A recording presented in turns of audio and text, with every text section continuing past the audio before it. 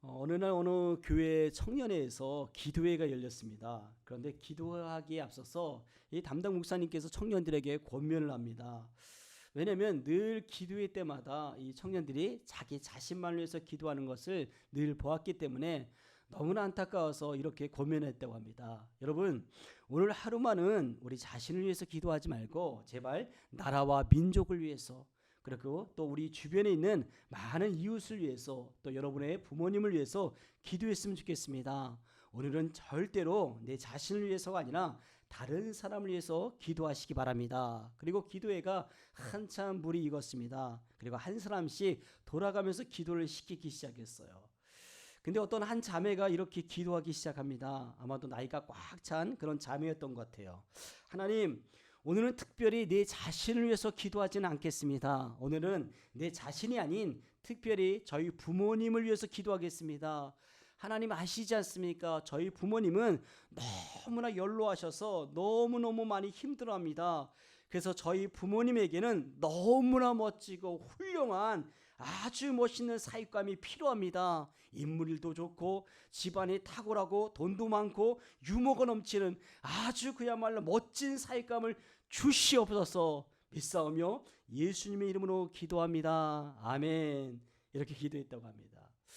여러분, 이 에피소드는 우리의 기도가 얼마나 자신의 영역에 벗어나기 힘든 것인지를 잘 보여주는 그런 사건이 아닌가 생각됩니다. 여러분들은 기도하십니까? 아니, 누구를 위해 기도하십니까? 혹시 그게 여러분 자신만을 위해 기도하고 있지는 않으십니까? 아니면 다른 사람, 그 어떤 누군가를 위해 기도하고 있습니까? 오늘 본문에는 소돔을 멸하시겠다는 하나님의 경고를 듣고 간절히 충고 기도하는 아브라함에 대해서 오늘 우리에게 말씀하고 있습니다.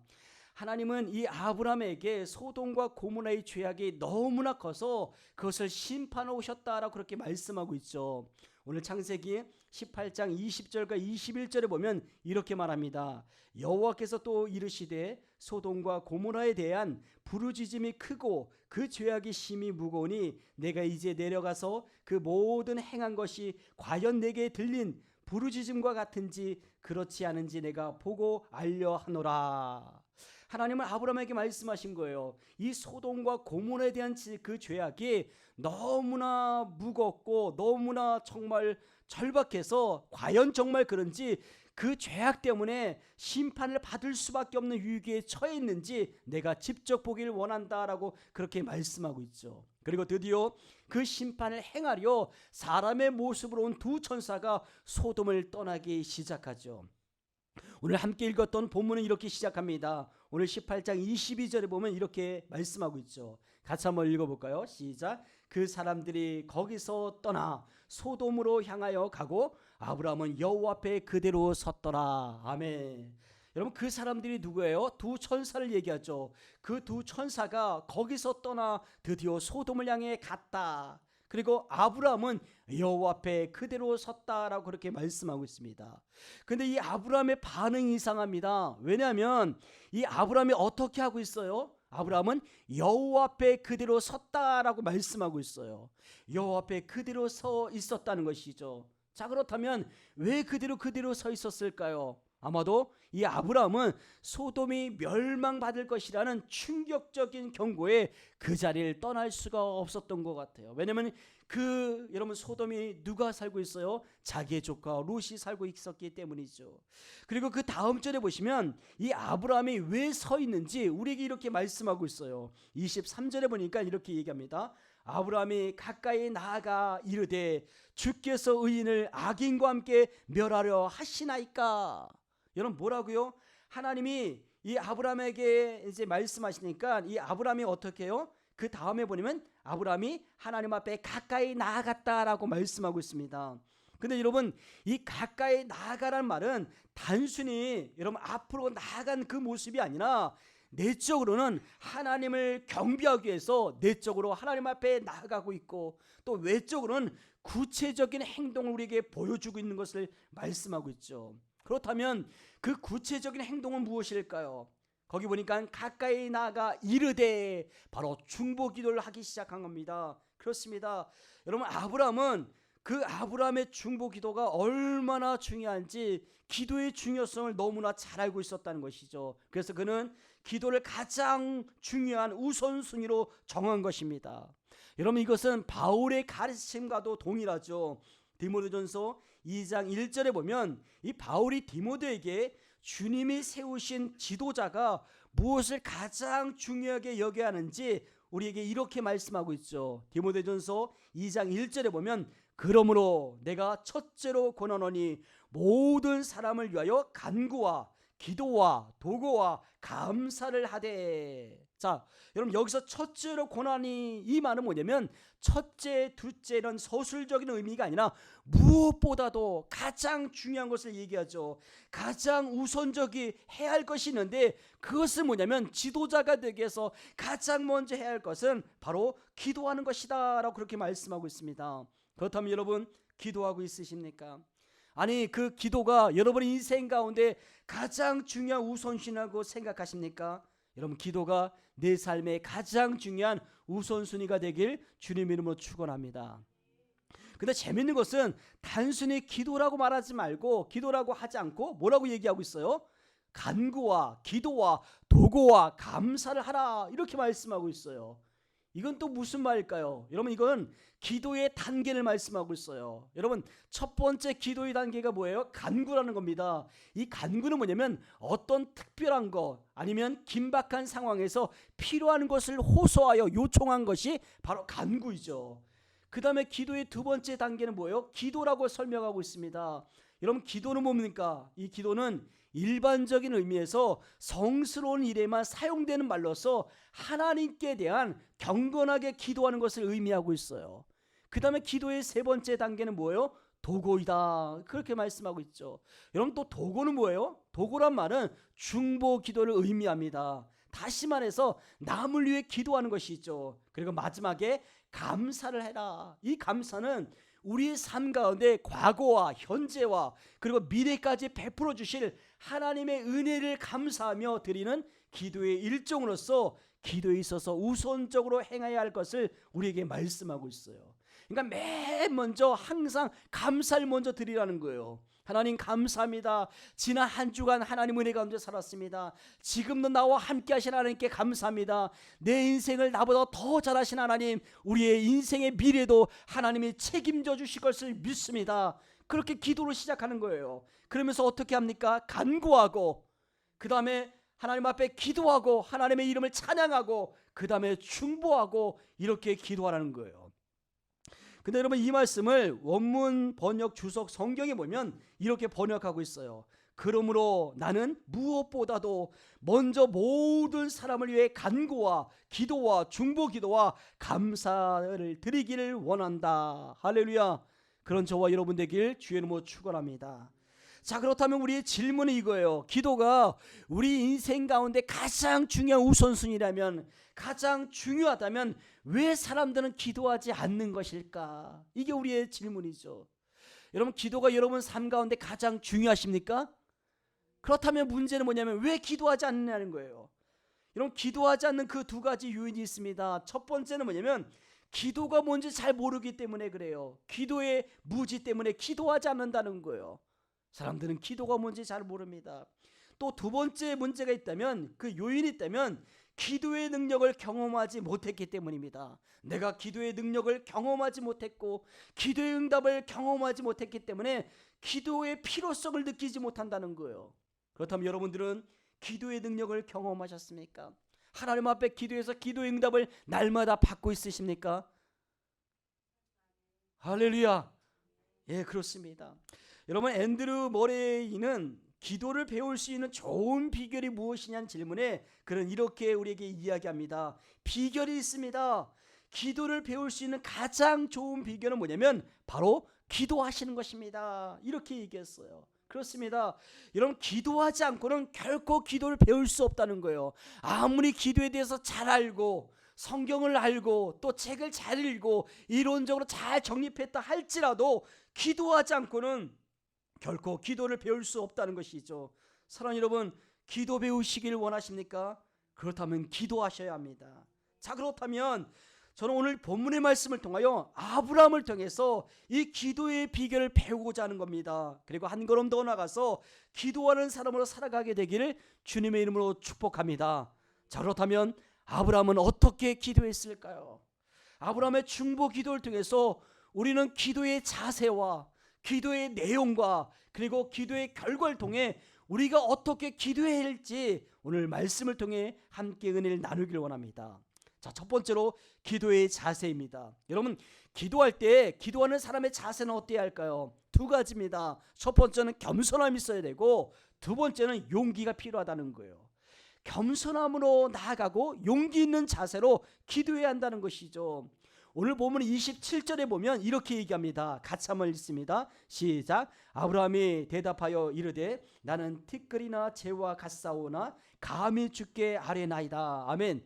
자, 아브라함이 자기 자신을 뭐라고 소개하고 있어요? 나는 티끌이나 재와 같다, 이렇게 말씀하고 있어요. 여러분, 티끌이 뭐예요? 먼지죠. 먼지들이 많이 모여있는 것이 티끌입니다. 근데 여러분, 성경에서는 이 티끌을 뭐라고 상징하고 있냐면 매우 비천하고 보잘것없는 상태를 상징하고 있다는 거예요. 그렇습니다. 지금 아브라함은 하나님 앞에 이렇게 기도하고 있는 거예요. 하나님, 저는 먼지와 같은 존재입니다. 저는 티끌 같은 존재죠. 까맣게 탄 재와 같이 아무 쓸데없는 존재입니다. 아니, 하나님 없이는 단 하루도 살아갈 수 없습니다. 이것이 아브라함의 기도하는 자세였다는 거예요. 겸손의 모습을 보여주고 있지 않습니까? 사랑하는 여러분, 이런 겸손의 모습이 여러분들에게 과연 있으십니까? 자, 한 발 더 나가서 아브라함은 겸손에 그친 것이 아니라 우리가 기도할 때 겸손한 자세만 갖고 있다면 더 이상 하나님 앞에 나갈 수 없다는 것이죠. 아브라함은 지금 겸손과 함께 용기를 가졌어요. 그리고 그는 이렇게 간구합니다. 감히 주께 아뢰나이다. 감히 주께 아뢰나이다. 여러분, 이 감이라는 말은 뭐예요? 두려움을 무릅쓰고 과감하게라는 뜻입니다. 그러니까 이 아브라함은 이렇게 기도한 것이죠. 하나님, 저는 저의 연약함과 무력함을 잘 알고 있습니다. 저는 하나님의 은혜가 아니고는 단 하루도 살아갈 수 없는 존재이고 단 하루도 주님 뜻대로 살아갈 수 없는 연약하고 무력한 존재입니다. 뿐만 아니라 저는 티끌로 돌아갈 수밖에 없는 허무한 존재입니다. 저는 너무나 부족합니다. 하지만 하나님께서 저를 긍휼히 여기실 줄 믿고 두렵지만 제가 감히 용기를 내어서 말할 수 없는 제가 주님 앞에 나아갑니다. 이렇게 얘기했다는 것이죠. 여러분, 이것이 신앙적인 용기죠. 이 겸손과 용기가 있다면 우리는 주님 앞에 날마다 엎드려 기도할 수 있습니다. 겸손과 용기의 자세가 우리에게 너무나 필요하지 않습니까? 기도의 자세, 그것은 겸손과 용기인 거죠. 자, 한 발 더 나가서 그렇다면 기도의 내용은 무엇일까요? 우리가 기도할 때 어떤 내용으로 기도해야 하는 것일까요? 여러분, 기도의 내용 역시 두 가지를 우리는 알 수 있습니다. 하나는 뭐냐면 하나님의 나라를 위해서 기도해야 되고, 두 번째는 우리의 인간의 필요를 위해서 기도해야 한다는 거예요. 근데 대부분의 사람들은 자신을 위해서 기도하는 것은 잘 알고 있지만 하나님의 나라를 위해서 기도해야 된다는 것은 모르는 사람들이 너무 많아요. 아니, 잘 의식하지 않죠. 여러분, 하지만 우리가 주님께서 제자들에게 가르쳐 주셨던 주기도문에 보면 하나님의 나라를 위해서 기도해야 한다는 것을 우리에게 잘 말씀하고 있죠.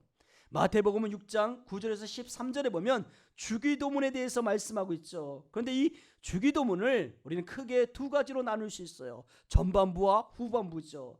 전반부는 마태복음 6장 9절에서 10절이고 후반부는 11절에서 13절입니다. 근데 먼저 전반부를 보시면 이렇게 말씀하고 있어요. 우리 6장 9절과 10절 같이 한번 읽어볼까요? 시작. 그러므로 너희는 이렇게 기도하라. 하늘에 계신 우리 아버지여, 이름이 거룩히 여김을 받으시오며 나라가 임하옵시며 뜻이 하늘에서 이루어진 것 같이 땅에서도 이루어지이다. 아멘. 자, 무엇에 대해 말씀하고 있어요? 그것은 하나님의 이름과 하나님의 나라와 그리고 하나님의 뜻입니다. 그 뜻이 하늘에서 이루어진 것 같이 이 땅에서 이루어지게 달라고 그렇게 기도하라는 거예요. 다시 말해서 하나님의 나라를 위해서 기도해야 한다는 겁니다. 그리고 후반부에 보면 마태복음 6장 11절에서 13절에 보면 이렇게 말씀하고 있어요. 같이 한번 읽습니다. 시작. 오늘 우리에게 일용할 양식을 주시옵고 우리가 우리에게 죄 지은 자를 사하여 준 것 같이 우리 죄를 사하여 주시옵고 우리를 시험에 들게 하지 마옵시고 다만 하게서 구하옵소서. 나라와 권세와 영광이 아버지께 영원히 있사옵나이다. 아멘. 자, 두 번째로 후반부는 우리에게 필요한 간구의 내용이 들어있죠. 일용할 양식을 달라고 기도하고 우리의 죄를 사하여 달라고 기도하고 우리를 시험에 들지 않게 해달라고 기도하고 악에서 구해달라고 기도합니다. 여러분 믿으십니까? 그러니까 주기도문에 보면 먼저는 하나님의 나라를 위해서 기도해야 된다. 그리고 그 다음에 우리의 간구와 필요를 위해 기도해야 한다는 거예요. 그런데 대부분의 사람들은 기도할 때 그 내용을 잘 들어보면 거의가 다 내 기도가 절대적입니다. 내 자신, 내 가족, 내 자녀, 내 인생, 내 생활, 내 관심, 내 사업, 내 주변에 있는 것이 언제나 우선순위 차지하지 하나님에 대해 기도하는 사람은 거의 없다는 거예요. 오직 자기 자신을 위해서 기도합니다. 여러분, 그런데 마틴 로이드 존스 목사님은 산상수훈에서 우리에게 이렇게 얘기합니다. 중요한 것은 우리의 상태나 처지가 어떠한가가 아닙니다. 우리의 일이 어떠한가도 아닙니다. 우리의 소원이 무엇인가도 아닙니다. 우리는 우리들 자신으로부터 기도를 출발해서는 안 됩니다. 그렇습니다. 여러분, 우리가 기도할 때 우리 자신의 문제, 우리 처지가 어떠하든지 우리의 상황이 어떠하든지 우리가 얼마나 중요한 일을 앞두고 있든지 늘 상관없이 우리 자신으로부터 기도를 출발해서는 안 된다는 거예요. 여러분 믿으십니까? 먼저는 하나님의 나라이고 그 다음에 우리의 간구라는 것이죠. 사랑하는 여러분, 왜 우리가 기도를 하는 것일까요? 우리의 필요와 우리의 간구, 우리가 원하는 것을 얻기 위해서 하나님께 나가고 있지는 않으십니까? 근데 오늘 본문의 말씀은 너희를 위해 먼저 기도하지 말라, 그렇게 말씀하고 있어요. 그렇다면 이게 무슨 말일까요? 여러분 마태복음 6장 33절에 보면 이렇게 얘기합니다. 같이 한번 읽습니다. 시작. 그런즉 너희는 먼저 그의 나라와 그의 의를 구하라. 그리하면 이 모든 것을 너희에게 더하시리라. 아멘. 여러분, 우리가 먼저 그의 나라와 그 의를 구하지 아니하면 우리의 필요를 응답하시는 하나님을 만날 수 없다는 거예요. 여러분, 혹시 그래서 우리의 기도가 응답되지 않는 것은 아닐까요? 성경은 분명히 우리에게 말씀하기를 너희는 먼저 그의 나라와 그의 의를 위하여 기도하라 라고 말씀하고 있습니다. 우리의 관심과 우리의 필요, 우리의 모든 것들이 하나님의 영광이 아닌 우리의 야욕과 우리의 욕망과 우리의 정욕을 위해 기도하고 있다면 응답의 길이 점점 멀어질 수밖에 없다는 거예요. 기도의 우선순위는 하나님의 나라와 하나님의 의라는 것이죠. 사랑하는 여러분, 하나님을 위하여 먼저 기도하는 여러분, 저와 여러분 되길 바랍니다. 여러분, 하나님을 위하여 먼저 기도하는 것은 우리의 인생을 열어주시고자 하는 하나님의 계획이라는 것이죠. 그런데 문제는 너희는 먼저 그의 나라와 그 일을 구하라. 그리하면 이 모든 것을 너희에게 주시리라. 이 말씀을 우리는 수도 없이 읽고 또 읽었지만 우리의 기도는 전혀 바뀌지 않는다는 거예요. 늘 기도만 하면 먼저 내 생각, 내 관심, 내 자신을 위해서 기도할 때가 너무나 많이 있다는 것이죠. 온통 내 필요가 온통 기도의 내용으로 다 차 있다는 겁니다. 하나님의 나라와 하나님의 의에 대해서는 기도하지 않는다는 것이죠. 사랑하는 여러분, 하나님의 나라를 위해서 기도하는 저와 여러분 되길 바랍니다. 다시 오늘 본문으로 돌아와서 이 아브라함의 기도의 내용을 보십시오. 아브라함도 그렇게 기도했다는 거예요. 여러분, 아브라함도 단순히 소돔의 구원을 위해서만 기도하는 것이 아닙니다. 그는 이렇게 기도하기 시작해요. 우리 계속해서 창세기 18장 25절에 보시면 우리 같이 한번 읽습니다. 시작. 주께서 이같이 하사 의인을 악인과 함께 죽이심은 부당하오며 의인과 악인을 같이 하심도 부당하니이다. 세상을 심판하신 이가 정의를 행하실 것이 아니니까. 아멘. 이게 무슨 말이에요? 하나님, 이 소돔이 범죄하여 부도덕한 것을 잘 알고 있습니다. 하지만 하나님, 그렇다고 해서 이 소돔을 다 진멸하신다면 선한 사람도 함께 죽지 않겠습니까? 그렇게 되면 하나님의 공의, 하나님의 정의, 하나님의 뜻은 과연 어디에서 찾을 수 있습니까? 그러니 하나님의 의를 위해서라도 이 소돔을 긍휼히 여겨 주시옵소서, 그렇게 기도했다는 것이죠. 여러분, 이것은 단순히 소돔을 위한 기도하면서 하나님의 의를 위해 기도하는 것이죠. 그리고 그는 그 다음에 인간의 필요를 위해 기도하기 시작합니다. 자기를 위해 기도하는 것이 아니라 남을 위해 기도하고 있는 아브라함의 모습을 오늘 본문을 통해서 볼 수 있다는 것이죠. 그렇다면 여러분, 기도하고 있습니까? 기도의 우선순위와 내용은 먼저 하나님의 나라이고 그 다음에 우리의 간구라는 것이죠. 이것이 기도의 내용이 되기를 주의 이름으로 축원합니다. 자, 이제 끝으로 기도의 결과는 어떻게 나타났을까요? 오늘 본문에 보시면 아브라함의 중보 기도로 소돔과 고모라가 과연 구원받았을까요? 아닙니다. 소돔은 결국 멸망했죠. 여러분, 그러면 이 아브라함의 기도가 실패한 것일까요? 그렇지 않다는 거예요. 여러분, 그의 기도는 소돔은 구원하지 못했지만 적어도 롯의 가족은 구원할 수 있었다는 것이죠. 정말 그럴까요? 여러분, 계속해서 우리 창세기 19장 29절 같이 한번 읽어볼까요? 저는 이 말씀을 읽으면서 굉장히 은혜를 받았어요. 우리 같이 한번 읽습니다. 시작. 하나님이 그 지역의 성을 멸하실 때, 곧 롯이 거주하는 성을 엎으실 때에 하나님이 아브라함을 생각하사 롯을 그 엎으시는 중에서 내보내셨더라. 아멘, 아멘. 저는 이 말씀이 얼마나 은혜가 되는지 몰라요. 왜냐하면 하나님이 그 지역의 성을 멸하실 때, 그 소돔과 고모라를 멸하실 때, 그 롯이 살고 있는 그 소돔을 엎으실 때 하나님이 누굴 생각했다고요? 아브라함을 생각해 주셨다는 거예요. 아브라함의 간절한 중보기도, 그가 하나님을 전심으로 찾고 있는 그 아브라함을 생각하사 롯을 그 엎으시는 중에서, 그 멸망하는 심판의 그 가운데서도 한복판에서 하나님이 그 롯의 가족을 살려주셨다, 구원해 주셨다라고 그렇게 말씀하고 있습니다. 여러분, 하나님은 너무나 거룩하고 의로운 분이죠. 그렇기 때문에 더 이상 이 소돔의 죄악을 그냥 두고만 보실 수 없었던 거예요. 그래서 이 의로우신 그 유황불로 이 도성 소돔을 심판하셨습니다. 하지만 그 심판 가운데서도 롯의 구원, 그 롯의 가족들은 구원받을 수 있었죠. 여러분, 왜요? 누구 때문에? 바로 아브라함의 중보기도 때문에. 하나님이 아브라함을 생각하사 이 아브라함의 중보기도로 이 롯의 가족은 구원을 받을 수 있었던 것이죠. 사랑하는 여러분, 그렇다면 저와 여러분들의 이 중보기도로 우리의 가족과 우리의 이웃과 우리의 공동체가 하나님의 긍휼하심을 얻을 수 있다면, 여러분, 이 얼마나 놀라운 하나님의 은혜일까요?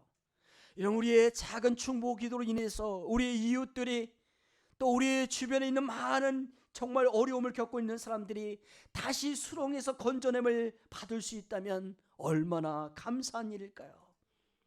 저는 그 대표적인 분이 바로 우리 예수님이 아닌가 생각합니다. 바로 우리 주님이라고 생각하죠. 여러분, 주님께서 십자가를 지기 바로 전날 밤 겟세마네 동산에서 기도하셨던 겟세마네 동산의 기도를 여러분 기억하십니까? 주님에게 있어서 십자가를 친다는 것은 커다란 고통일 겁니다. 근데 여러분, 그 고통을 미리 예견하고 미리 알고 있다면, 그리고 가야 한다면 그보다 더 큰 고통은 없을 거예요. 여러분, 주님은 그 십자가의 고통과 아픔과 그 깊이를 누구보다도 잘 알고 있었습니다. 그래서 그 겟세마네 동산에서의 기도는 더욱더 간절하고 처절할 수밖에 없었다는 것이죠.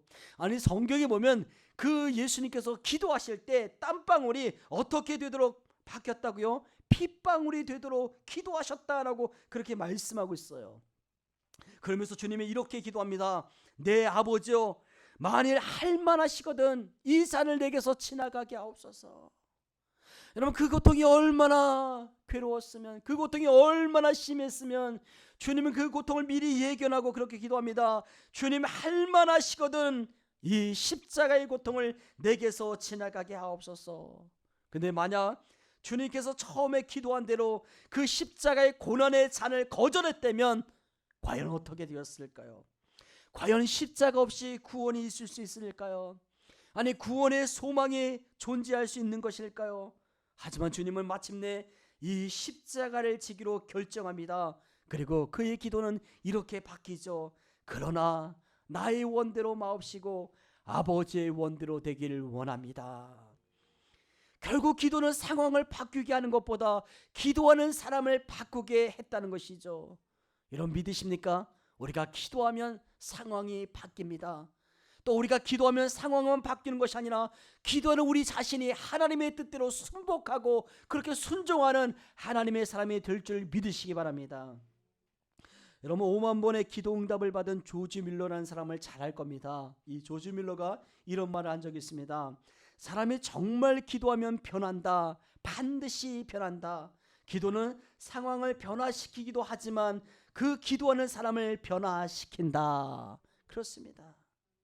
여러분 우리가 기도하면 하나님의 뜻을 알기 때문에 내 뜻이 아니라 하나님의 뜻에 순복할 수밖에 없다는 거예요. 그래서 기도하지 않고는 하나님 뜻대로 살아갈 수가 없습니다. 그렇습니다. 기도함으로 내 자신의 생각이 아니라 내 뜻이 아니라 하나님의 뜻에 철저히 순복하는 저와 여러분 되길 주의 이름으로 축원합니다. 주님이 그렇게 하셨다는 거예요. 자신의 생각이 아니라 아버지 뜻에 하나님의 뜻에 철저히 순종했다는 것이죠. 그리고 주님은 저와 여러분들을 위해서 기도하셨죠. 여러분 그 기도 때문에 우리가 살아가고 있지는 않으십니까? 그 십자가 때문에 저와 여러분들이 멸망의 죽음에서 구원받을 수 있게 되지 않았습니까? 하나님의 자녀가 되었고 그 주님의 놀라운 사랑을 알게 되었죠. 그렇다면 이제는 우리가 주님의 기도의 빛을 지고 있는 사람들은 아닐까요? 이제 말씀을 마치려고 합니다. 그렇다면 사랑하는 여러분, 이번 한 주간 우리가 주님께서 걸어가신 그 십자가의 길을 걸으며 우리 주변에 주님이 필요한 사람들에게 복음을 전하고 그 주님의 보혈과 권세가 이 놀라운 그 능력을 알아야 할 그 이웃들을 위해서 엎드려 기도하는 그런 한 시간, 그런 한 주간을 우리가 가질 수 있다면 그 주간은 우리의 인생 속에서 얼마나 아름다운 그런 시간이 될 수 있을까요? 주님, 이 한 주간 기도하게 하시고 우리의 중보 기도를 통해서 내 삶이 변하고 또 이웃들이 변하고 우리의 공동체가 변하는 그런 영광을 맛보게 하여 주시옵소서. 여러분 이 기도가 저와 여러분들의 기도가 되기를 주님의 이름으로 축원합니다. 기도하겠습니다.